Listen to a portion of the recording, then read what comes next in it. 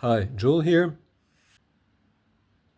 I thought that cryptos are a digital currency that's stored in a blockchain. That's actually not correct.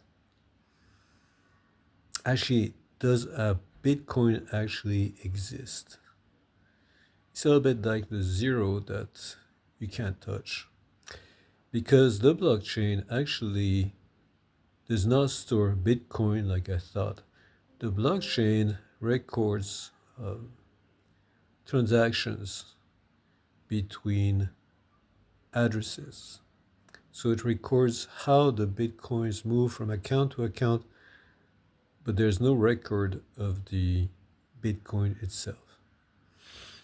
So there's a finite number of bitcoin that will presumably be reached by 2040, but what's recorded uh, is the transactions of those bitcoins. And so the blockchain can be infinite, even though the number of Bitcoin is finite. You can think of it as gold. There's only a finite amount of gold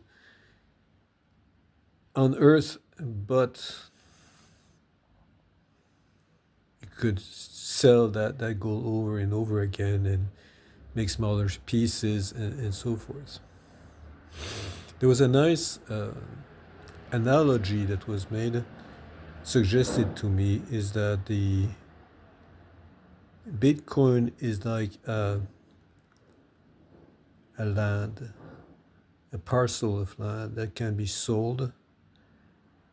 And the blockchain is like the county's recorder office that keeps tracks of the deeds and transfers of deeds. And that analogy is actually interesting because it actually highlights the difference between fiat money and cryptocurrencies. Before we go into what might a real estate transaction look like on a Bitcoin, it's be important to know what goes into a blockchain record. Blockchain is a distributed ledger, meaning that all nodes on a certain networks have a copy of the blockchain. And when a change is made, there's a majority vote to accept the transaction as valid or not. But that's a bit aside. In a ledger, you want to be able to look at the past transactions. You want to be able to chain the current transaction with its sources. So you have a link to past records.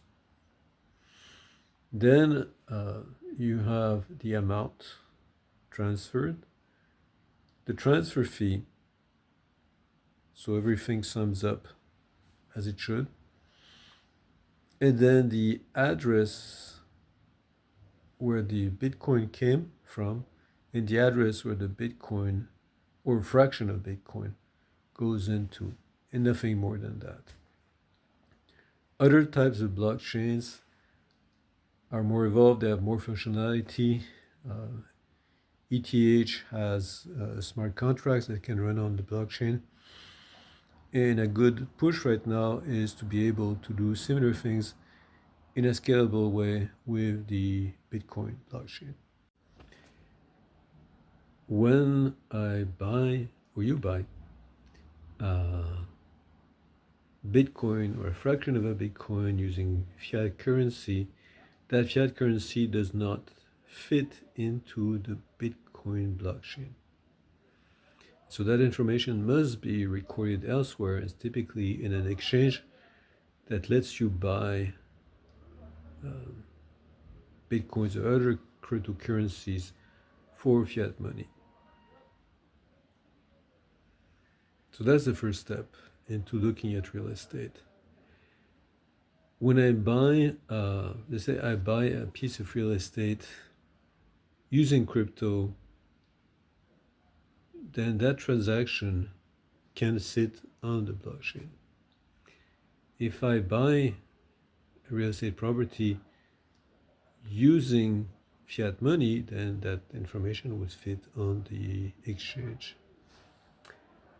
What if we have a mixed transaction where I pay a down payment in crypto, and then a bank step in to pay the balance using fiat money. Now we have a split transaction where the crypto part can be recorded, but not the fiat part, not the bank part. So that has to be taken care of by a separate entity, which may or may not be an exchange. So what happens when you buy a house with a mortgage? Well, the deeds from the previous owner is transferred to you, but you sign an agreement with the bank that makes the purchase, the real estate property, a collateral on the loan that you're getting. And so that kind of transformation is not part of the blockchain, has to be taken care of by an exchange with an insurance company or a banking institution. So in a sense, the problem is that we have one purchase which is split in two. There's you, and there's the financial institution that makes a loan to you. And that is not recordable into the blockchain. When you put insurance on your loan, on your mortgage, then that adds another layer of complexity, because you have the premium paid to the insurance company, and then you have also the company that must see whether a claim is legit and value the amount of indemnification that you're supposed to get. So these things are taking place outside the Bitcoin blockchain.